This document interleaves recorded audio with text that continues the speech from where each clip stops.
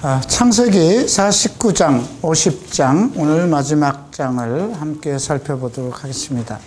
창세기 49장부터 보겠습니다.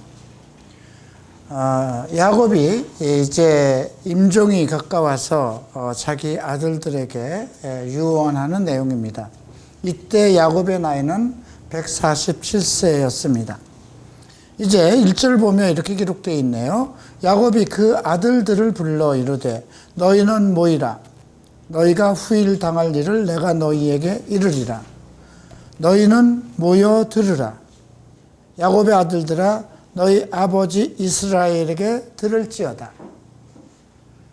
들으라는 말이 두 번씩 당부가 되어 있어요. 들으라. 우리가 하나님의 말씀을 듣는다는 것, 어떻게 듣는 걸까요? 가끔 하나님의 음성이 듣고 싶다 이런 생각을 많이 들어요. 최근에 나도 하나님의 음성을 좀 듣고 싶다.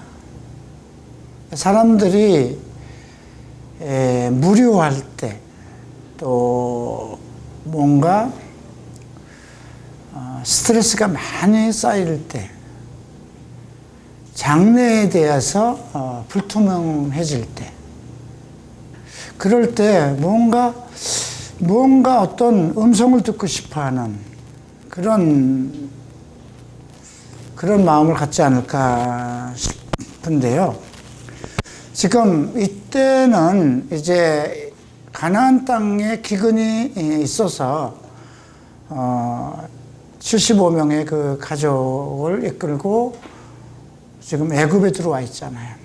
그 애굽에 들어와서 이제 자기 죽은 줄 알았던 사랑하는 아들 요셉을 만나고 또 요셉의 애굽의 총리가 되어서 그 고센 땅이라는 특별한 지역에서 목축을 하면서 살아갈 수 있도록, 그래서 이제 야곱은 아주 평안한 자기의 마지막 인생을 이방 땅에서 지냈어요.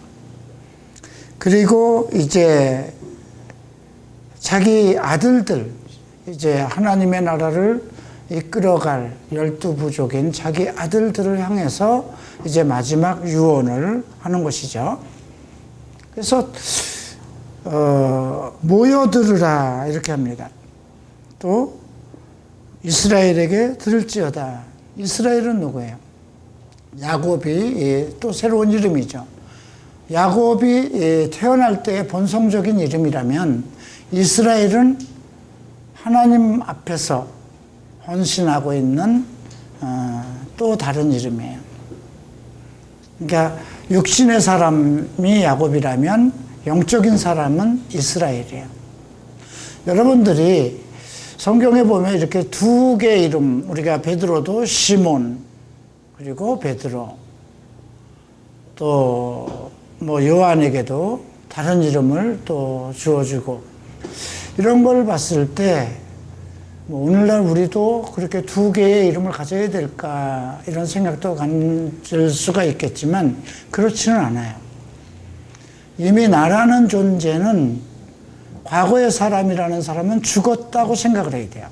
내가 예수 그리스도와 함께 새로 태어난 사람이다. 나는 이미 영적인 사람이다. 하나님의 자녀다. 내 육신의 아버지에서 벗어나서 이제 하늘에 있는 내 아버지를 섬기는 영적인 사람이라는 그런 개념을 가져야 돼요. 그러면 이스라엘아 들으라, 이건 무엇일까요? 또 너희는 모여 들으라, 이건 어떻게 우리가 생각해야 될까요? 한마디로 교회로 모이라는 것입니다. 또 하나는 하나님이 기름 부음을 부어서 세운 종을 통해서 메시지를 들으라는 거죠. 결국 이런 걸 통해서 우리가 하나님의 음성을 듣는 방법을 생각하는 거예요. 여러분들이 어떤 문제가 있을 때 그 문제에 집착을 하면서 이 문제에서부터 어떻게 내가 도망할까, 도피할까 그런 걸 생각하자. 자기 문제에 급급하고 있는 거예요. 근데 문제에 급급해서 그 문제를 해결하려고 해도 방법이 나오지 않아요. 어디서 찾아야 될까요? 성경에서 찾아야 돼요. 이 땅에 태어난 사람들 중에 고난이 없는 사람은 없어요. 여러분들도 마찬가지고, 여러분들이 겪는 모든 고난, 세상 사람 동일하게 태어나면서부터 인생은 고난 속에서 자란다고 그랬어요. 우리가 욥기 5장을 한번 볼까요?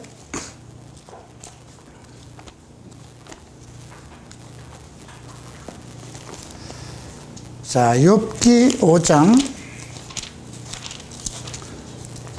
7절을 보면, 사람은 고생을 위하여 났나니 불꽃이 위로 날아가는 것과 같으니라. 필연적이라는 거야. 예. 사람은 고통을 위해서 태어났다는 거야. 인생은 고통이에요. 어느 시인이 인생은 고해바다라고 그러죠. 이것이 세상에서 살아가는 인간의 현실이에요. 그러면 우리가 예수 안에 있다는 건 뭘까요? 하나님의 아들이 되었다는 건 평안이에요. 그래서 평안과 기쁨. 근데 그것은 영적인 관계거든요. 그 영적인 관계는 무엇으로 이어질까? 들어야 되는 거예요. 복음을 들어야 되는 거예요. 메시지를 들어야 되는 거예요. 여러분들이 교회 생활에서 떠나면 어떻게 될까? 아마 다 경험들 해봤잖아요. 그죠? 세상 속에 빠지고 하나님의 말씀이 중단된 상태. 예? 창세기 17장에서 16장과 17장의 갭이 16장에서 이스마엘을 낳았어요. 그리고 13년, 이스마엘이 13년이 되는 동안 하나님은 아브라함에게 한마디도 안 했어요. 그리고 창세기 17장 1절에서 나는 전능하신 하나님이다. 너는 내 앞에 행하여 완전하라. 이 말씀을 해요. 엘샤다이다. 전능하다는 엘샤다이라는 것은 전무덤이라는 뜻이에요. 여러분, 지금은 여러분들이 하나님을 바라보지 않고 어려서는, 내가 아기였을 때는 어머니의 전무덤만 있으면 살아가는 거예요. 그죠? 천지가 개벽하고 뭐 난리가 나도 내 앞에 어머니의 전무덤만 있으면 살아가는 거잖아요. 그게 엘샤다이의 뜻이에요. 전능하신 하나님. 그러니까 아브라함이 그때가 이제 99세였잖아요. 75세에 부름을 받아서 99세가 되기까지 그렇게 하나님의 음성만 듣고 살아오면서도 하나님의 말씀에 대해서 그 말씀이 육신이 돼서 내 삶 속에서 지켜져야 된다는 것을 믿지 않았던 거예요. 네. 내 몸에서 날짜가 내 후사가 된다 했으면,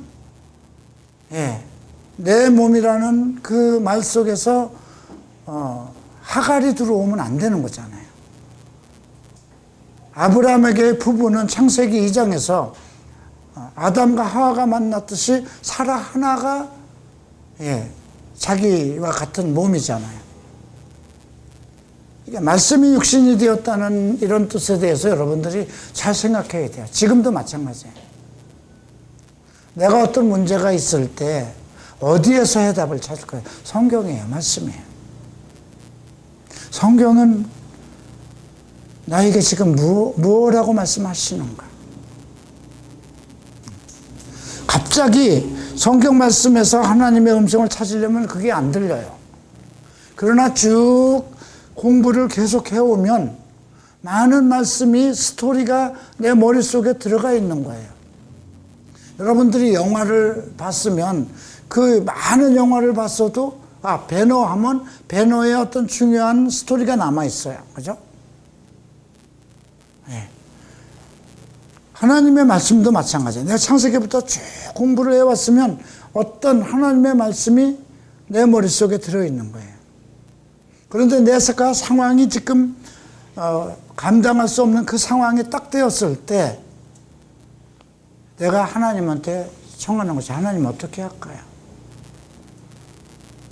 내 모든 것을 아시는 주님, 내 환경, 내 처지, 모든 걸 아시는 주님, 나에게 응답하소서.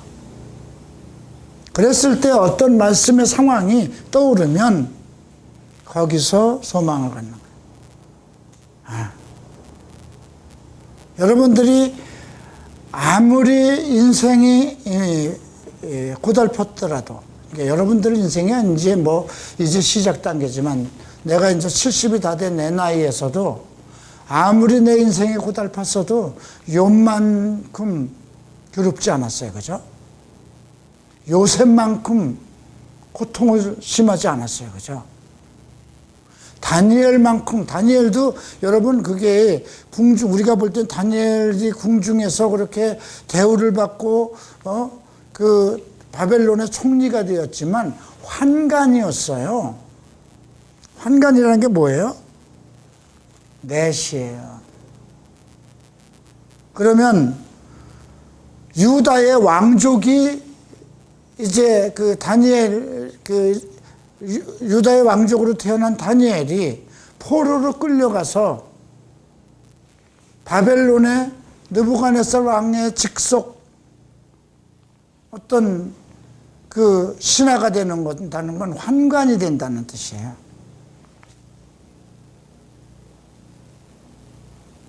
그러면 그게 일방적인 거세잖아요. 그죠? 그런 내용은 없었어도. 우리가 요셉뿐이 아니라 다니엘뿐이 아니라 다니엘 이제 그 세 친구도 마찬가지지만. 그래서 우리가 내가 지금 어떤 고난과 환난과 고통을 당할 때는 그냥 나만 그렇게 괴로운 것 같아요. 근데 성경에서 내가 욥의 고난을 보고 요셉의 고난을 보고 바울의 고난을 보고 이럴 때 그렇구나. 그들은 하나님이 쓰시는 사람임에도 불구하고 정말 감당하지 못한 고난을 받았구나. 그래서 히브리서 기자는 이렇게 얘기하잖아요. 이런 사람은 세상이 당하지 못한다는 거죠. 예, 세상이 그들을 어떻게 하지 못한다는. 근데 야곱이 이제 147세가 돼서 죽을 날을 가까워서 자기 아들들을 모아놓고 들으라, 너희들은 모여서 들어라, 이렇게 선언을 합니다. 그리고 제일 먼저 르벤 장자에게 얘기를 합니다. 너는 내 장자여, 내 능력이여, 내 기력의 시작이라. 위풍이 월등하고 권능이 탁월하다마는 물의 끓음과 같았은즉 너는 탁월하지 못하리라. 내가 아버지의 침상에 올라 더럽혔음이로다. 그가 내 침상에 올랐었도다. 르벤이 야곱의 첩하고 이제 비라하고 간통을 했을 때 그때만 해도 아무 소리 안 했어요, 아버지가. 그죠? 그걸 뭐라고 그러겠어요? 그거 들춰내도 망신이잖아요. 그죠? 아비 망신이고 집안 망신이에요. 그렇다고 해서 내 아들을 죽일 수도 없는 거예요. 그 당시에는 침묵했는데 이제 장자이기 때문에 그 야곱의 모든 것을 물려받을, 장자의 직분을 물려받을 수 있는 그런 위치예요. 그런데 르벤에 대해서 지금 야곱이 내 능력이요, 내 기력이 시작이요, 위풍이 월등하고 능력이 탁월하다. 이건 뭐예요? 그만큼 사랑했다는 거예요. 그 심혈을 거기에다 다 쏟았다는, 이게 장자에 대한 부모들의 어떤 열정이거든요. 네. 그러니까 르벤에게 모든 걸 다 주고 싶었던 거예요. 그러니까 내 능력이요, 내 기력의 시작이라는 거죠. 내가 살아가고 있는 능력, 내 모든 능력을 너에게 줄 것이고 내가 앞으로 살아가는 소망도 너희가 있기 때문이다. 이런 뜻이에요. 그래서 위풍은 이게 권위잖아요. 위풍이 월등하고 능력이 탁월하다 보는. 아버지가 그만큼 힘과 그 심혈을 기울여서 장자에게 그렇게 힘을 썼기 때문에 르벤이 가지고 있는 어떤 능력이 많았어요. 그런데 보세요. 물에 끓음 같았은즉, 이거는 물에 끓는다는 건 뭐예요? 멈추지 않는 것, 성정을 얘기한 거예요. 너는 탁월하지 못하리니 내가 아버지의 침상에 올라 더럽혔음이로다. 그가 내 침상에 올랐었도다. 여러분, 이런 일이 이미 앞에 서 있었잖아요. 아비의 침상을 더럽혔다는 것. 노아의 세 아들 중에 함이 아비의 부끄러운 것을 범했잖아요. 그죠? 아비의 하체를 범했잖아요. 자, 이제 시몬과 레위는 형제예요. 이제 그거는 원래 이제 두 번째, 셋째 아들이었죠. 그들의 칼은 폭력의 도구로다. 내 혼아 그들의 모의에 상관하지 말지어다. 내 영광아 그들의 집회에 참여하지 말지어다. 그들이 그들의 분노대로 사람을 죽이고 그들의 혈기대로 소의 발목 힘줄을 끊었음이로다. 이 시몬과 레위는 장자의 직분을 이어갈 수, 이제 르우벤이 상실했기 때문에 시몬이 이어갈 위치였어요. 그런데 이들이 장자의 직분을 잊지 못한 것은 결국 분노와 혈기였어요. 그죠? 자, 첫 번째 르우벤에 대해서 언급되는 메시지는 무엇일까요? 하나님의 나라를 기업으로 받지 못하는 첫 번째 이유. 아무리 능력도 있고 정말 권세도 있고 위풍도 있고 지혜도 있다 할지라도 그죠? 음행하는 자. 두 번째 5절 6절에서 얘기하는 건 분노예요. 그죠? 자기 혈기대로 사는 거예요. 그러니까 우리가 이런 메시지를 통해서 나를 발견해야 돼요. 그죠? 우리는 하나님의 나라를 상속받기로 작정되어 있는 사람들이잖아요. 이게 똑같은 거예요, 메시지가. 고린도전서 6장 9절 10절에서 음행과 간음과 남색하는 자, 탐색하는 자들은 하나님 나라를 기업으로 받지 못한다는 거죠. 그죠? 또 창세기 4장에서 가인이 분노 때문에, 그죠? 장자임에도 불구하고 자기 동생을 죽이는 그런 일까지 했죠. 형제를 죽였잖아요. 그죠? 분노로 인해서 지금 살인자가 되어버렸어요. 그래서 이들의 모의에 상관하지 말지어다. 이렇게 선언합니다. 그 노여움이 혹독하니 저주를 받을 것이요. 분기가 맹렬하니 저주를 받을 것이라. 내가 그들을 야곱 중에서 나누며 이스라엘 중에서 흩어지리로다. 이거는 물론 레위가 그 레위 지파로서 이제 모세가와 아론이 난 제사장의 가문이 되기도 했어요. 그런데 이 시몬과 레위가 그 정말 그 가계에서 이스라엘 12지파 가계에서 크게 능력이 나타난 일이 없어요. 크게 하나님 앞에 축복을 받은 일이 없어요. 그래서 우리가 특별하게 지금 그 시몬과 레위에게 퍼붓는 저주는 너무 아주 심해요. 그죠? 그 노여움이 혹독하니 저주를 받을 것이요. 분기가 맹렬하니 저주를 받을 거예요. 저지라는 단어가 2번씩이나 언급되고 있어요. 우리가 그래서 믿는 자들은 그 어떤 상황에서도 분노를 내서는 안 돼요. 분기를 가져서는 안 돼요. 혈기를 부려서는 안 돼요. 이것은 사람을 망치는 거예요. 에베소서 4장 26절에 분을 내어도 죄를 짓지 말며 밤을 새도록 분을 품지 마라. 마귀로 틈타지 못하게 하라. 분노가 사람을 죽인다는 것은 이미 창세기 4장에서 언급되었기 때문에 그래요. 그 다음에 이제 네 번째 아들 유다. 유다라는 건 찬송이라는 뜻입니다. 이름 자체가. 너는 내 형제의 찬송이 될지라. 내 손이 내 원수의 목을 잡을 것이요 내 아비의 아들들이 내 앞에 절하리로다. 아비의 아들들은 이스라엘 백성이잖아요. 예. 유다는 사자 새끼로다. 사자가 누구예요? 다윗이에요. 메시아예요.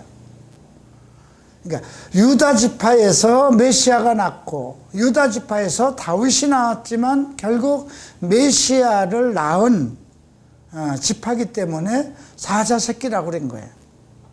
내 아들아 너는 움킨 것을 짚고 올라갔도다. 그가 엎드리고 웅크림에 수사자 같고 암사자 같으니 누가 그를 범할 수 있으랴. 웅크림이라는 건 뭐예요? 기회를 찾는 거예요. 기회를 포착하는 거예요. 예수님이 자기 때에 일을 하셨잖아요. 그죠? 그 아픔과 고통을 다 참고 자기 때에 일을 하셨어요. 규라는 것은 이제 지휘권이에요. 유다를 떠나지 아니하며 통치자의 지팡이가 그 발 사이에서 떠나지 아니하기를 실로가 오시기까지 이르리니, 실로라는 말은 샬롬이라는 뜻과 마찬가지예요. 평안. 평안의 주체는 누굴까요? 예수입니다. 죄를 해결하신 분이고 죄가 해결되면서 화평이 왔으니까 하나님과의 화평이 샬롬이잖아요. 예. 실로가 오시기까지 이르니 그에게 모든 백성이 복종하리로다. 그의 나귀를 포도나무에 매며 그의 암나귀 새끼를 아름다운 포도나무에 맬 것이며 또 그 옷을 포도주에 빨며 그의 복장을 포도주즙에 빨리로다. 이건 메시아의 선약입니다. 메시아 언약입니다. 여기서 포도주 그 옷을 포도주에 빤다는 건 무엇일까요? 예수 그리스도의 피 흘리심을 얘기하는 것입니다. 그의 눈은 포도주로 인하여 붉겠고 그의 이는 우유로 말미암아 시로다. 그의 이가 우유로 말미암아 시리로다는 무슨 뜻을 얘기할까요? 그 입에서 나오는 공의를 얘기합니다. 그리고 그의 피는, 그의 눈은 포도주로 인하여 붉겠다는 건 구속하심의 사랑을 뜻합니다. 우리가 이사야서 63장인가 63장을 한번 보십시다. 같은 내용이 나옵니다.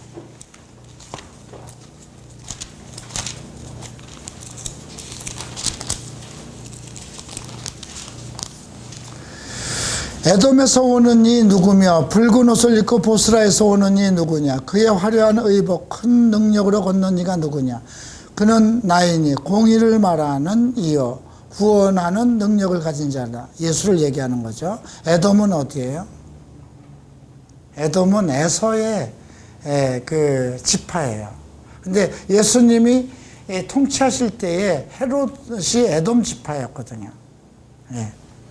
어찌하여 내 의복이 붉으며 내 옷이 포도주 즙을 밟는 자 같으냐. 만민 가운데 나와 함께한 자가 없이 내가 홀로 포도즙 틀을 밟았는데 내가 노함으로 말미암아 무리를 밟았고 분함으로 말미암아 짓밟았으므로 그들의 선열이 내 옷에 튀어 내 의복을 다 더럽혔습니다. 이는 내 원수 갚는 날이 내 마음에 있고 내가 구속할 해가 왔으나. 메시아의 고난, 그것으로 오는 이제 그 세계의 평화, 하나님의 평안을 얘기하는 것이죠. 그래서 유다에게는 메시아의 축복이 주어지기 때문에 그 이름 자체가 찬송이다, 이렇게 주어졌습니다. 스불론은 해변에 거주하리니 그곳은 뱀에는 해변이라. 그의 경계가 시돈까지로다.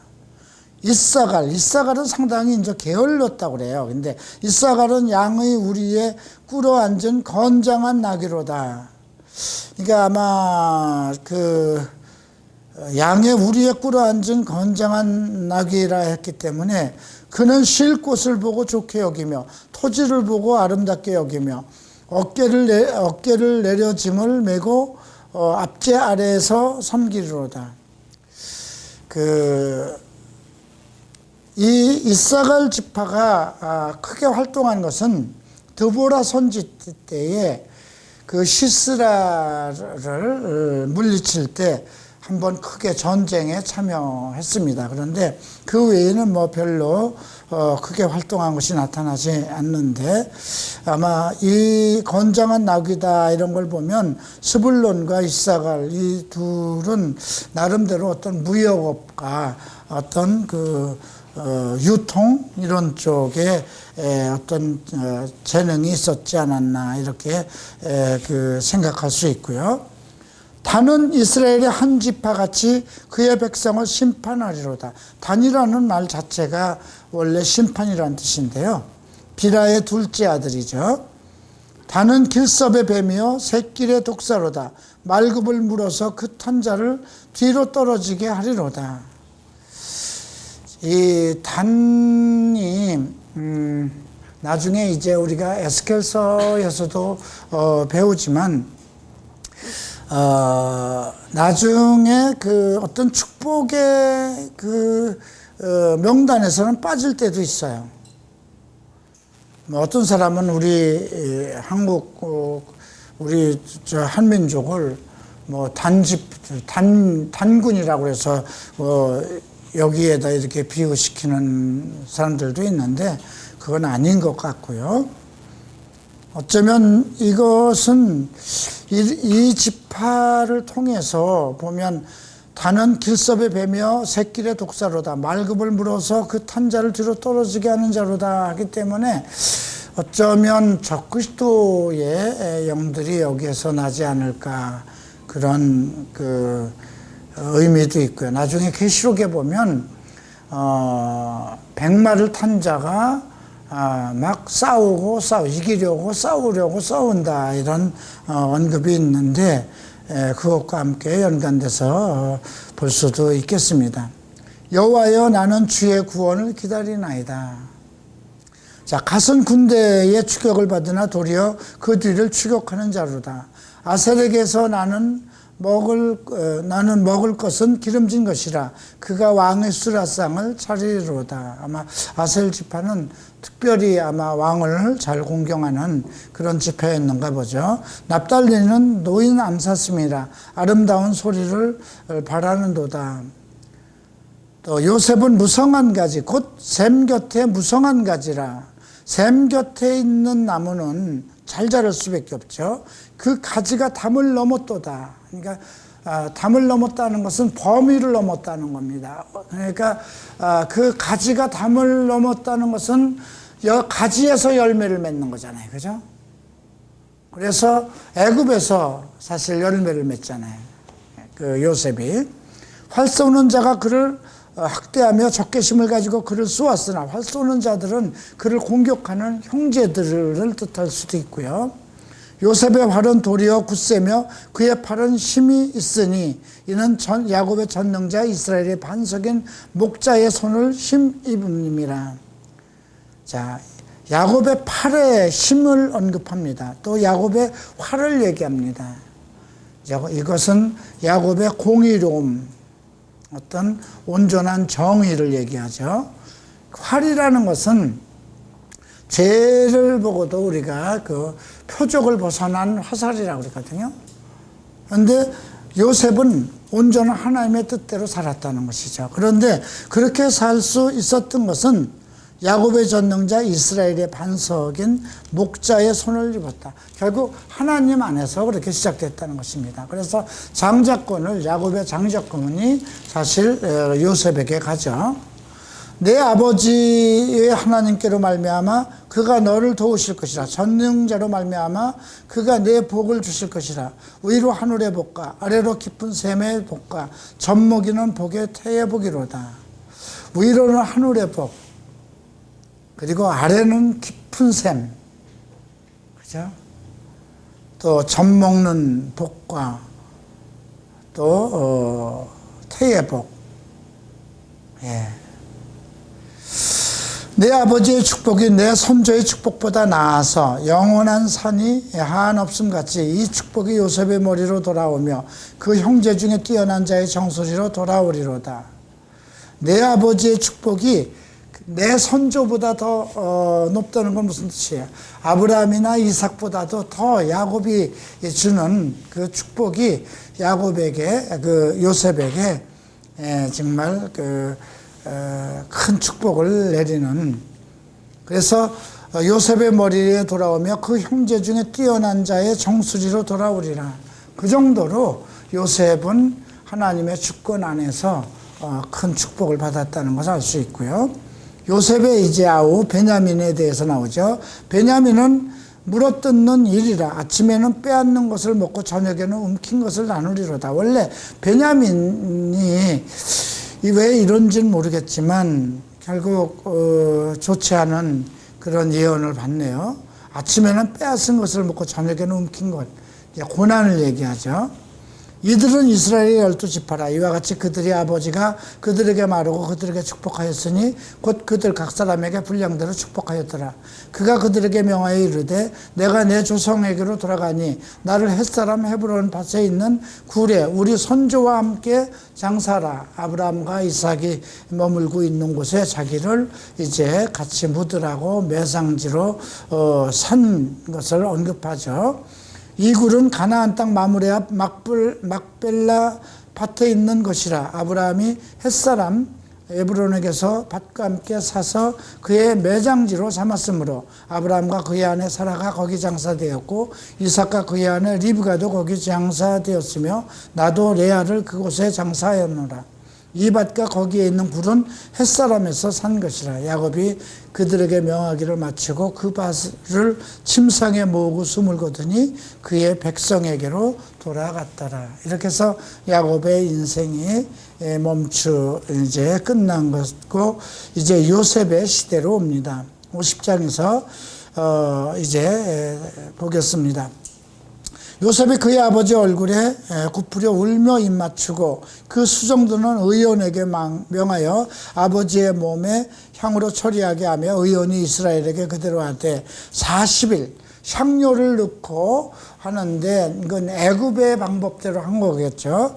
그 40일이 걸렸으면 향을 처리하는데 이 날수가 걸림이며 애굽 사람들은 70일 동안 그를 위하여 곡하였더라. 그러니까 최상의, 그러니까 애굽의 총리의 아버지이기 때문에 최상의 어떤 예우를 갖췄다고 볼 수 있죠. 곡하는 기한이 끝남에 요셉이 바로의 궁에 말하여 이르되 내가 너희에게 은혜를 입었으면 원하건대 바로의 귀에 아뢰기를 우리 아버지가 나로 맹세하여 이르기를 내가 죽거든 가나안 땅에 내가 파놓은 묘실에 나를 장사하라 하였나니 나로 올라가서 아버지를 장사하게 하소서. 내가 다시 오리라 하라. 왜 직접 가서 얘기를 못했을까요? 상주잖아요, 그죠? 상주는 왕 앞에 나갈 수가 없기 때문에 이제 자기 밑에 있는 사람들이나 동료 그 궁에 있는 사람들에게 이렇게 바로에게 이제 허락을 얻은 거죠. 바로가 그가 내게 시킨 맹세대로 올라가서 아버지를 장사하라. 그래서 이제 장사로 올라갈 때 보면 바로의 모든 신하와 바로 궁의 원로들과 애굽 땅의 모든 원로와 요셉의 온 집과 그의 형제들과 그의 아버지 집이 그와 함께 올라가고 그들이 어린이들과 양떼 소만 고센 땅에 남겼으며 병거와 기병이 요셉을 따라 올라가니 그때가 심히 컸더라. 그러니까 애굽의 국장으로 지낸 것 같아요, 그죠? 최고의 어떤 그 국장으로 예우를 했던 것 같습니다. 자, 그들이 요단강 건너편 아다 타잔 마당에 이르러 거기서 크게 울고 애통하며 요셉이 아버지를 위하여 7일 동안 애곡하더니 그 땅 거민 가나안 백성들이 아단 마당의 애통을 보고 이르되 이는 애굽 사람의 큰 애통이라 하였으므로 그 땅 이름을 아벨 미스라임이라 하였으니 곧 요단강 건너편이더라. 자, 이제 13절을 봅니다. 그를 가나안 메어다가 마므레 앞 막벨라 앞 밭 굴에 장사했으니 이는 아브라함이 해쪽 속 에브론에게 밭과 함께 사서 매장지를 삼은 것이라. 요셉이 아버지를 장사한 후에 자기 형제와 후상꾼과 함께 애굽으로 돌아왔더라. 자, 그런데 이제 15절 이후부터 특별한 상황이 나타납니다. 이제 요셉의 형제, 이제 열 형제겠죠. 자기 동생 므낫세는 그렇게 자기 친형이 애굽의 총리니까 그렇게 두려워하지는 않았겠지만 다른 이제 형제들이 아버지가 죽은 후에 이제 요셉이 우리를 미워해서 만약에 자기네들이 행한 그 악을 갚지 않을까 하고 이제 요셉에 가서 이렇게 말합니다. 당신의 아버지가 돌아가시기 전에 명하여 이르기를, 이건 실제로 했는지 안 했는지 모르겠지만 아마 야곱이 그렇게 일렀겠죠. 왜냐하면 아니면 그 야곱의 열 아들들이 아버지 돌아가신 후에 만약에 애굽의 총리가 된 요셉이 우리를 과거에 잘못한 걸로 인해서 그 벌을 주면 어떻게 할까요? 이렇게 한번 의논했을 수도 있고요. 자, 그랬더니 이제 요셉에게 이르라, 내 형들이 내게 악을 행했을지라도 이제 바라간대 그들의 허물과 죄를 용서하라 하셨나니 당신 아버지의 하나님의 종들인 우리 죄를 이제 용서하소서 하매 요셉이 그들에게 하는 말을 들을 때 울었더라. 참 요셉도 이제 애통을 했겠죠.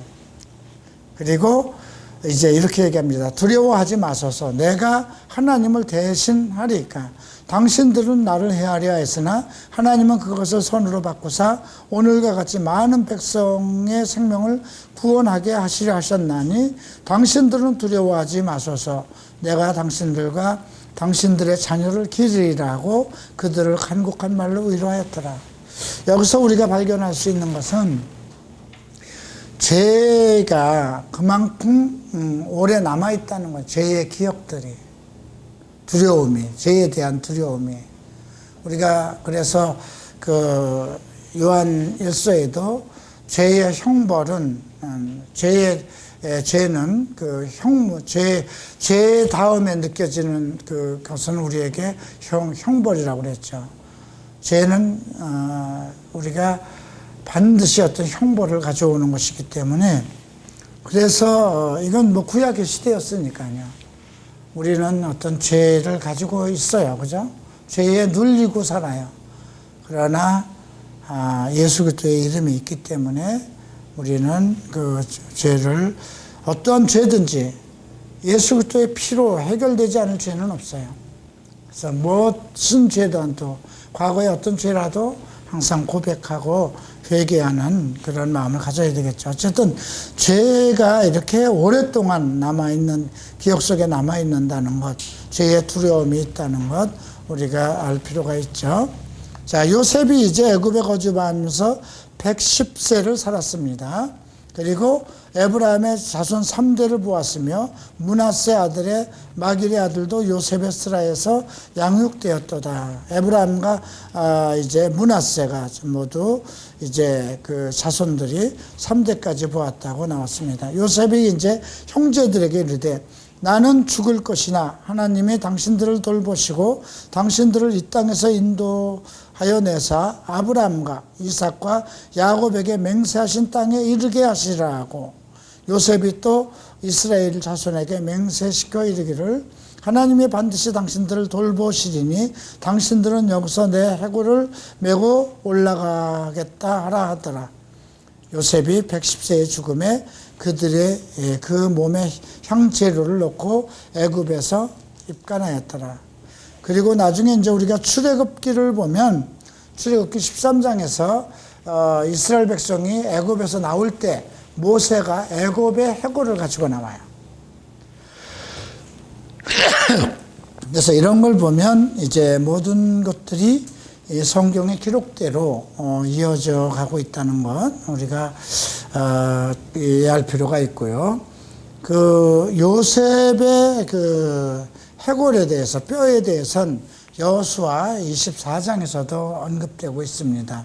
그 또 사도행전 7장에도 보면 그 이스라엘이 애굽에서 이제 요셉과 함께 생활하다가 나중에 이제 종살이 된 후에 노예에서 나오는 그 모든 과정을 설명하는 과정 속에서도 이런 이야기가 언급되고 있습니다. 자, 오늘 우리가 49장과 50장에서 그 귀담아 들어야 할 메시지는 이스라엘 지파 속에서, 그러니까 모든 각 지파들의 어떤 품성대로 야곱이 예언을 했어요. 그러니까 각 사람의 성격이 다 달라요. 그죠? 가지고 있는 역할이 다 달라요. 우리가 이제 고린도전서 12장을 보면 여러 가지 9가지 은사가 나오잖아요. 지금 12지파가 다 역할이 다 달라요. 우리 크리스천들도 각 교회가 역할이 다르고 목회자들이 다 다르고 각 사명이 다 다르다는 것을 우리가 알 수 있고요. 그러나 어떤 잘못을 했을 때 그 죄의 뿌리가 마음속에 계속 남아있다는 것이죠. 예. 그리고 결국은 메시아의 시대에 대해서 이미 이때부터 하나님께서는 그 12지파 속에서 이제 그 야곱의 장자권을 이어가서 요셉을 통해서 이스라엘 백성들을 키우고 그 다음에 장차 유다 지파를 통해서 온 세상을 구원하는 그 구속자를 낳을 것이라는 이런 예언이 주어졌습니다. 자, 이렇게 해서 오늘 우리가 창세기 50장을 마쳤습니다. 질문하실 거 있으면 질문하시기 바랍니다.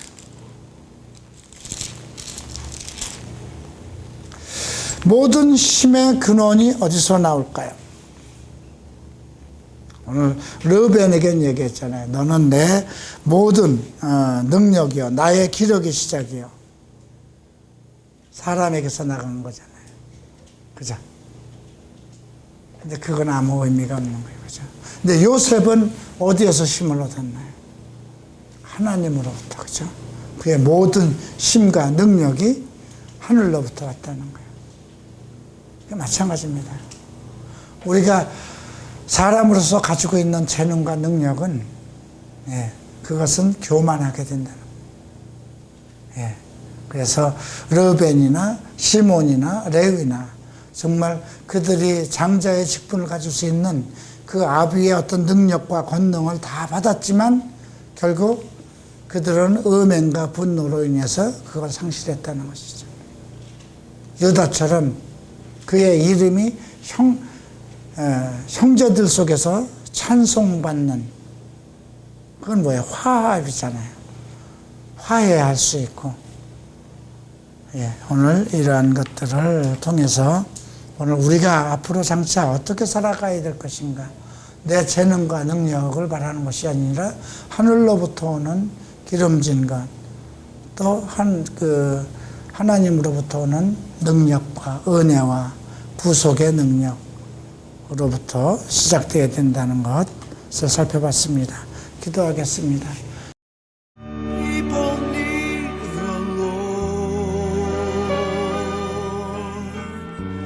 People